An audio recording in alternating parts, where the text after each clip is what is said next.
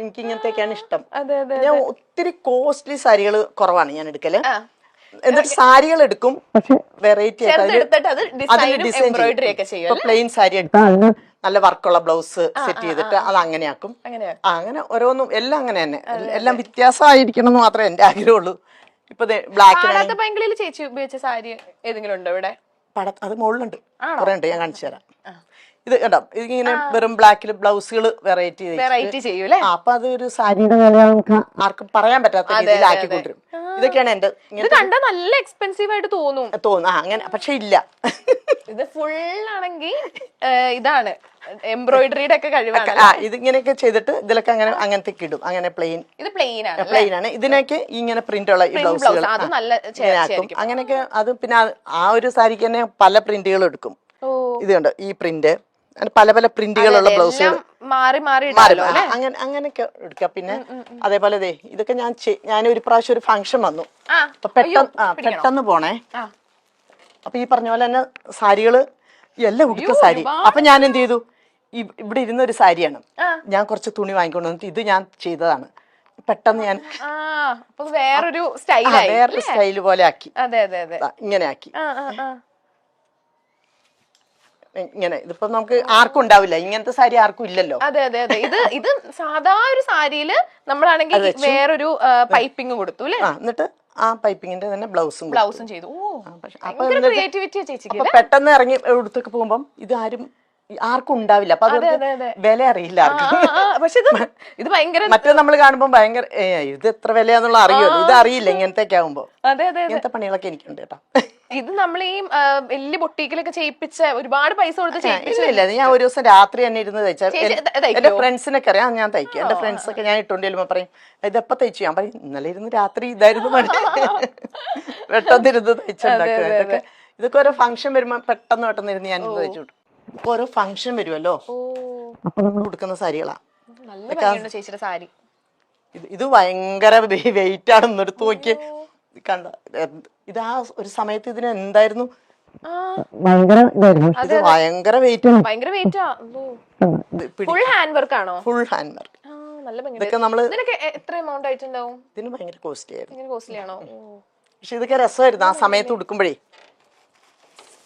നല്ല രസമുണ്ട്. വേണം കൊണ്ടുവെക്കോ, വേണം എടുത്തോ. ഞാൻ തമാശല്ല, സീരിയസ് ആയിട്ട് പറഞ്ഞു. എന്റെ വകയായിട്ട് കയ്യിലിരുന്നോട്ടെ. ചേച്ചി എനിക്ക് സാരി തന്നു, ഒരു ബ്ലാക്ക് ഇരുന്നോട്ടെ. ഓ താങ്ക് യു ചേച്ചി. അടിപൊളി. നോക്ക് ചേച്ചി എനിക്ക് സാരി തന്നു. അടിപൊളി. ഞാൻ എന്തായാലും ഇത് വെച്ചിട്ടൊരു വീഡിയോ ഒക്കെ എടുത്തിട്ട് ഞാൻ പറയും. എനിക്ക് ചേച്ചി ഒന്നാമത് പിന്നെ സോഷ്യൽ മീഡിയയിൽ ആക്റ്റീവ് ആയതുകൊണ്ട് എല്ലാവർക്കും ചേച്ചി നല്ലതായിട്ട് അറിയാം അല്ലേ. ഈ പാടാത്ത പെങ്കിളിയുടെ വിശേഷം പറഞ്ഞപ്പോഴാണ് അതിനകത്ത് 3 ദേവ വന്നിട്ടുണ്ടായിരുന്നല്ലോ. സൂരജേട്ടൻ വന്നിട്ടുണ്ടായിരുന്നു, പിന്നെ ലഗ്ജിത്തേട്ടൻ, പിന്നെ മനുച്ചേട്ടൻ. അതിനകത്ത് അമ്മ എന്നുള്ള നിലയ്ക്ക് ചേച്ചിക്ക് ആരോടത്തായിരിക്കും കുറച്ച് കൂടുതൽ? ഞാൻ കൊണ്ടുവന്ന എന്റെ മോനാണല്ലോ സൂരജ്. സൂരജേട്ടനോട് ഒരു കുറച്ച് ഇഷ്ടം കൂടുതലുണ്ട്. എനിക്ക് അവന്റെ ഓരോ സ്വപ്നങ്ങളൊക്കെ പറയുമ്പോ ഞാൻ എല്ലാം ഇങ്ങനെ നടക്കും മോനെ ഇങ്ങനെ കൊണ്ടുനടക്കുമായിരുന്നു. പാടത്തെ ഭയങ്കര സെറ്റൊക്കെ മിസ് ചെയ്യും. ചേച്ചി അവിടെ നിന്ന് പെട്ടെന്ന് പോകുന്നല്ലേ? ഇല്ല, 3 വർഷം ഫുൾ സീരിയൽ കഴിഞ്ഞപ്പോഴാണ് പോകുന്നത്. ആ കോവിഡിന്റെ സമയത്തൊക്കെ മനസ്സിനൊരു സന്തോഷം ഉണ്ടായത് ആ സീരിയലാണ്. കാരണം നമ്മൾ അവിടെ ചെല്ലുന്നു തിരിച്ചു, അപ്പൊ നമ്മളെല്ലാരുമായിട്ടൊന്ന് വേണ്ടി മറ്റേ നമ്മളെ ഏതോ ഒറ്റപ്പെട്ട പോലെ കിടക്കുന്നു. ചേച്ചി ഇപ്പൊ ഈ 25 വർഷത്തിലായാലും എല്ലാ വർഷവും എന്തെങ്കിലുമൊക്കെ പുതിയ എപ്പോഴും അപ്ഡേറ്റഡ് ആയിട്ട് ഇരിക്കുന്നുണ്ട്. നമ്മളാണെങ്കിൽ മറന്നു പോകുന്നില്ലല്ലോ. ഇപ്പൊ നമ്മള് സിനിമ ഇപ്പം കുറവാന്ന് പറഞ്ഞിട്ട് എനിക്കിങ്ങനെ വീട്ടിലയ്യോ ഇല്ല എന്ന് പറഞ്ഞായിരിക്കില്ല. അപ്പൊ സീരിയൽ വരും, സീരിയൽ എടുക്കും. അതിനിടയ്ക്ക് ചെയ്യും. അതിനിടയ്ക്ക് ഇപ്പൊ ഈ അടുത്ത് ആവണങ്ങാട്ട് എന്ന് പറഞ്ഞിട്ടൊരു സോങ് ഉണ്ടായിരുന്നു. അപ്പൊ അതില് പിന്നെ നമ്മുടെ ഇവരുടെ അമ്മയായിട്ട് ഞാൻ പോയി ചെയ്തു. നമ്മുടെ സീരിയലിലൊക്കെ ഉള്ള പെട്ടെന്ന് പേര് അമ്മയായിട്ട് ഞാൻ പോയി. ഞാൻ അതും 2 ദിവസത്തെ വർക്കായിരുന്നു. അപ്പൊ ഒരു രസമായിട്ട് അത് പോയി ചെയ്തു. അങ്ങനെ വെറുതെ ഇരിക്കലില്ല. പിന്നെ അതിനിടയ്ക്ക് ഷോ വരുമ്പോ അതും ചെയ്യും. ഷോസ് ഒക്കെ എനിക്ക് ഭയങ്കര ഇൻട്രസ്റ്റ്. നമ്മൾ ഇത് നമുക്ക് മടക്കി വെക്കാം അല്ലേ? ഇത് മടക്കി എടുക്കാം, എല്ലാം മടക്കി വെക്കാം. അല്ല അത് ഞാൻ പിന്നെ മടക്കി വെക്കാം. അല്ല അത് കുഴപ്പമില്ല, നമുക്ക് ഇത് ഞാൻ മടക്കി വെക്കാം. ഇത് മാറ്റി വെക്കാം. ചേച്ചി എനിക്ക് തന്ന സാരിയാണ് ഗൈസ്. മാറ്റി വെക്കാം. ഇനി എങ്ങോട്ടാ നമ്മൾ പോകാൻ പോകുന്നേ? ഇതാണ് ഇതാണ്. ഇനി അങ്ങോട്ട് എന്താണ്? ഇത് നമ്മുടെ അടുക്കള. ഇതാണ് ചേച്ചിയുടെ ഏരിയ. ചേച്ചിക്ക് എനിക്ക് തോന്നുന്നു ഈ വീട്ടിൽ ഏറ്റവും ഇഷ്ടപ്പെട്ടത് ചേച്ചിയുടെ അടുക്കളയൊക്കെയാണ്. പക്ഷെ എങ്ങനെ കിടക്കുന്നത് എനിക്കൊന്നും പറയാൻ വയ്യ. നല്ല എന്താ പറയാ, ഒരു ഇവിടെ കൃഷ്ണൻ കൃഷ്ണനല്ലേ? സോറി, അത് കൃഷ്ണൻ. ഇതാരാ? അത് കൃഷ്ണന്റെ. സോറി, അത് രണ്ടും കൃഷ്ണന്റെ. സോറി, എനിക്കറിയത്തില്ല. ഓക്കെ, ഇവിടെ ഭയങ്കര ബ്യൂട്ടിഫുൾ ആയിട്ട് എല്ലാം. ഇത് ഗസ്റ്റുകൾ വരുമ്പോ കൊടുക്കാനുള്ള ഇതായിരിക്കും അല്ലെ? കപ്പും സാധനങ്ങളും ഇവിടെ കുറച്ച് പേരല്ലേ വരുള്ളൂ. അതെ അതെ. ഇവിടെ നല്ല കളർഫുൾ ആയിട്ടുള്ള നല്ല ബ്ലൂ കളറും ഒക്കെ നല്ല അടിപൊളിയായിട്ട് അറേഞ്ച് ചെയ്ത് വെച്ചിട്ടുണ്ട്. ഓക്കെ, അവിടെ പിന്നെ ഇവിടെ ഇത് നമ്മുടെ കുഞ്ഞു കിച്ചൺ. എന്റെ ലോകം ഇത്രയൊക്കെ ഉള്ളൂ. ചേച്ചി എനിക്ക് ചേച്ചിക്ക് കുക്കിംഗ് ഒക്കെ ഭയങ്കര ഇഷ്ടമാണല്ലേ? എല്ലാരും പറയും ചേച്ചി നന്നായിട്ട് കുക്ക് ചെയ്യും. ചേച്ചി ആണെങ്കിൽ എന്തോ ഒരു ചിക്കൻ എന്തോ ഉണ്ടാക്കി കൊടുത്ത ഓർഡിനറിയുടെ സെറ്റിലല്ലേ? ചേച്ചി ചിക്കന്റെ ഒരു സംഭവമൊക്കെ ഉണ്ടാക്കി കൊടുത്ത കാര്യമൊക്കെ ഞാൻ അറിഞ്ഞു. അതുണ്ടായിരുന്നു. ചേച്ചിക്ക് ഏറ്റവും ഇഷ്ടം എങ്ങനത്തെ ഫുഡ് ഉണ്ടാക്കാനാണ്? വെജ് ആണോ നോൺ വെജ് ആണോ? അങ്ങനെയില്ല, നോൺ വെജ് ആണ് ഏറ്റവും ഇഷ്ടം. ഓരോന്നൊക്കെ ആയിട്ടുണ്ടാക്കി എല്ലാവർക്കും ഇഷ്ടപ്പെടുന്ന അതാണ്. ഇപ്പൊ നമ്മളൊരു അവിയലോ സാമ്പാർ അങ്ങനെ ഉണ്ടാക്കുന്നതിനെക്കാട്ടിലും ഇഷ്ടമാവും ചിക്കനൊക്കെ ഒരു വെറൈറ്റി ആയിട്ട് ഉണ്ടാക്കി കൊടുത്തു. മക്കളുടെ വിശേഷം എന്താ? ഇവിടെ ഓവൻ സംഭവങ്ങളും എല്ലാം കബോർഡ്സും എല്ലാം. മറ്റേ ചാലക്കുടിയിലെ വീട്ടിലാണ് കുറച്ചും കൂടെ അത് പിന്നെ നമ്മുടെ ലോകം പോലത്തെ. അതെ. മക്കളെല്ലാരും അവിടെയാണോ? മക്കളില്ല, മൂത്താളിപ്പം ബാംഗ്ലൂരാണ്, അവിടെ ടീച്ചറാണ്, മോൻ സോഫ്റ്റ്വെയർ ആണ്. അപ്പൊ അവരവിടെ സെറ്റിൽഡ് ആണ്.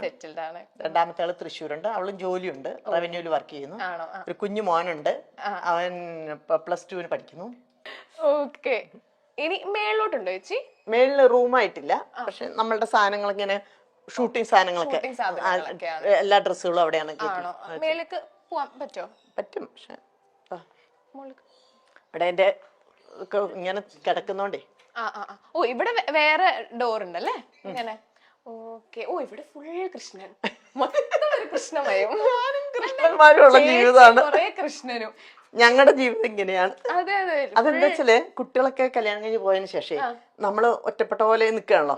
അപ്പൊ എന്റെ ഏക സങ്കടം പറയാനും സന്തോഷം പറയാനും എന്തിനും വന്നിവിടെയാണ് ചേരുന്നത്. കാരണം അപ്പുറത്തൊരു കൃഷ്ണൻ ഇരിക്കില്ലേ, അതൊരു വലിയൊരു കൃഷ്ണൻ. ആ കൃഷ്ണനെ ഞാൻ കട്ടിലേക്ക് കിടത്തുമായിരുന്നു. കാരണം തൊട്ടടുത്തൊക്കെ കള്ളന്മാര് കയറി ഭയങ്കര പ്രശ്നങ്ങളായേ. അപ്പൊ എനിക്ക് ഭയങ്കര പേടിയായി. രാത്രിയായപ്പോ എനിക്ക് ദൈവം എന്റെ കൃഷ്ണ, ഞാൻ പേടിയല്ലേ കള്ളനൊക്കെ വന്നാലോ. അപ്പൊ ഞാനിത് ഈ കൃഷ്ണ ഇവിടെ കൊണ്ട് എന്റെ കട്ടിലിന്റെ ഇവിടെ കിടത്തു. ഞാൻ ഇപ്പുറത്ത് കിടക്കും, ഇവിടെ തന്നെ കിടന്ന് ആരെങ്കിലും വരെയായിട്ട് നോക്കിക്കോളാൻ പറഞ്ഞു. പക്ഷെ എനിക്ക് ഇതുവരെ എനിക്ക് പേടി എന്ന് പറഞ്ഞ സാധനം ഉണ്ടായിട്ടില്ല. ഭയങ്കര ധൈര്യമാണ് എനിക്ക്. അത് ഫുൾ കൃഷ്ണൻ വീട്ടിലുള്ളതിന്റെ ഒരു ഇത്. എനിക്കൊരാളെ പോലെ ഇപ്പൊ എനിക്ക് എന്തെങ്കിലും സങ്കടമൊക്കെ വന്നാൽ ഞാൻ അവിടെ പോയിട്ടാണ് പറയാം.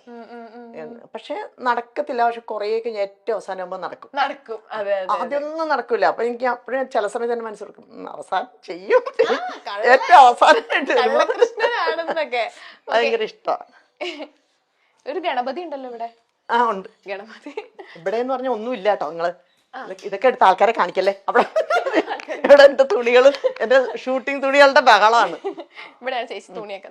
ഷൂട്ടിങ്ങിന്റെ സാരികളാ, മൊത്തം സാരികളാ ഇവിടെ. അയ്യോ, ഇവിടെ ഒരുപാട് സാരികളുണ്ടല്ലോ. ഇവിടെ ഒത്തിരി ഉണ്ട്. ഇവിടെ ഒത്തിരി സാരികളുണ്ട് കേട്ടോ. നമ്മൾ നേരത്തെ കണ്ടത് ഒരു ചെറിയൊരു വേർഷൻ. അതിലും കൂടുതലുണ്ട് ഇവിടെ. ഇതിന് രണ്ടിലും കൂടെ കൂടുതലുണ്ട് ചാലക്കുടിയില്. ചാലക്കുടിയിലും ഒക്കെ ആയിട്ട് ഇതൊക്കെ നമ്മള് ഇപ്പോഴും ഒരു ഷൂട്ടിങ്ങിന് വേണമല്ലോ. നമുക്ക് സാരികളുടെ ബഹളമാണല്ലോ. ചേച്ചി കൂടുതൽ സാരികളാണോ പുറത്ത്? എനിക്കൊന്നും ചേച്ചി കൂടുതൽ ഇങ്ങനത്തെ ഡ്രസ്സൊക്കെ സാരി ഉടുക്കൽ കുറവാണ്. ഇത് ഫുൾ നമ്മുടെ ഷൂട്ടിങ്ങിനുള്ള സെറ്റ് മുണ്ടും അങ്ങനത്തെ സാരികളാണ്. ഇത് സാധാരണ ചേച്ചി ഉടുക്കാറുള്ള പോലത്തെ സാരികൾ. ഇതൊക്കെ ഷൂട്ടിങ്ങിനാണ്. ഇനി അവിടെ എന്താ ചേച്ചി? ഇത് ടെറസാണ്. ഒരു നീണ്ട, അവിടെ നിറയെ കിളികളുണ്ട് അപ്പുറത്ത്. അപ്പൊ അത് നോക്കി വർക്കൗട്ട് ചെയ്യുന്നത്. ചേച്ചി വർക്കൗട്ട് ചെയ്യാറുണ്ടോ? ആദ്യം ഇപ്പൊ ഞാൻ എല്ലാം കൂടെ കയറ്റി വെച്ചാൽ ഞാൻ പറഞ്ഞ വൈറ്റ് വാഷ് വർക്കൗട്ട് ചെയ്യും. അതാണ് ഈ സൗന്ദര്യത്തിന്റെ എപ്പോഴും ഇങ്ങനെ ചുറുചുറുക്കോടെ ഇങ്ങനെ നടക്കുന്നത്. വർക്കൗട്ടും അല്ല, എങ്ങനെ ഇപ്പൊ നോക്കി എപ്പോഴും ചേച്ചിനെ കാണുമ്പോ ഒരു ഐശ്വര്യാണ്. അങ്ങനെയുണ്ടോ? അല്ലേ? ഇല്ല, ഞാൻ എന്താന്നറിയോ മോനെ, എനിക്ക് തോന്നുന്നു ചേച്ചി എല്ലാം ഇന്റർവ്യൂലോ എവിടെ പോലും ചേച്ചിയുടെ അടുത്ത് ആദ്യം ചോദിക്കുന്ന ഒരു കാര്യം എങ്ങനെയാണ് എപ്പോഴും ഇങ്ങനെ. ഇല്ല, ഞാൻ എന്താന്നറിയോ, വല്ലാണ്ട് ഇങ്ങനെ ടെൻഷൻ അടിച്ച് അതിനെക്കുറിച്ച് ചിന്തിച്ച് മനസ്സിതാക്കൂല. ഞാൻ തന്നെ ഓർക്കും ഇത് അങ്ങനെ ആക്കിയിട്ട് ഒരു കാര്യമില്ല നമുക്ക് ശരിക്കും കൊണ്ടുവരണമെങ്കിൽ നമ്മൾ തന്നെ വിചാരിക്കണം. അതെ അതെ അതെ തീർച്ചയായും. അപ്പൊ പിന്നെ ഈ വെറുതെ ടെൻഷൻ അടിക്കുന്ന നേരത്തെ എന്താണ് ഇതിന്റെ ഒരു പോംവഴി എന്ന് വിചാരിച്ചാൽ ഞാൻ അതുകൊണ്ട് കുറെ ടെൻഷനുകളൊക്കെ ഞാൻ തന്നെ കളയും. അതെ, ടെൻഷൻ പകുതി നമ്മുടെ ലൈഫിൽ നിന്ന് ഒഴിഞ്ഞാൽ തന്നെ നമുക്കൊരു കുറെ ഇതുണ്ട്. അത്രേ ഉള്ളൂ അങ്ങനത്തെ. ചേച്ചി പിന്നെ പെട്ടെന്നാണെങ്കിൽ പാസ്പോർട്ട് എടുത്തിട്ട് ലൈക് 2-3 ദിവസത്തിനുള്ളിൽ പാസ്പോർട്ട് എടുത്ത് പെട്ടെന്ന് ഒരു ഷൂട്ടിന്റെ ലൊക്കേഷനിൽ പോയി എല്ലാ കഥകളും അറിഞ്ഞിട്ട് 300ഓളം സിനിമകൾ താരം ഇതിനോടകം മലയാളത്തിൽ ചെയ്തു. കൂടാതെ മെഗാ സീരിയലുകളിലടക്കം ഗംഭീര വേഷങ്ങൾ ചെയ്തു. സിനിമാ പ്രേമികൾക്ക് അംബിക മീശമാധവനിലെ പിള്ളേച്ചന്റെ ഭാര്യയും സീരിയൽ പ്രേമികൾക്ക് പാരിജാതത്തിലെ അമ്മായിയുമാണ്. ഈ കഥാപാത്രങ്ങളുടെ പേരിലാണ് ആളുകൾ അംബികയോട് സ്നേഹം പ്രകടിപ്പിക്കാൻ എത്തുന്നത്. ചിങ്ങപ്പെണ്ണിന് കണ്ണെഴുതാൻ എന്ന ആൽബത്തിൽ സുരേഷ് ഗോപിയുടെ അമ്മയായി അഭിനയിച്ചുകൊണ്ടാണ് അംബിക മോഹൻ ഈ രംഗത്തേക്ക് കടന്നു വന്നത്. മക്കളെ വിവാഹം ചെയ്തയച്ച് സ്വസ്ഥമായി കഴിയുന്ന കാലത്തായിരുന്നു അംബികയെ തേടി അവസരങ്ങൾ എത്തിയത്. KCB എഞ്ചിനീയറായി റിട്ടയർ ചെയ്ത ചന്ദ്രമോഹനാണ് അംബികയുടെ ഭർത്താവ്.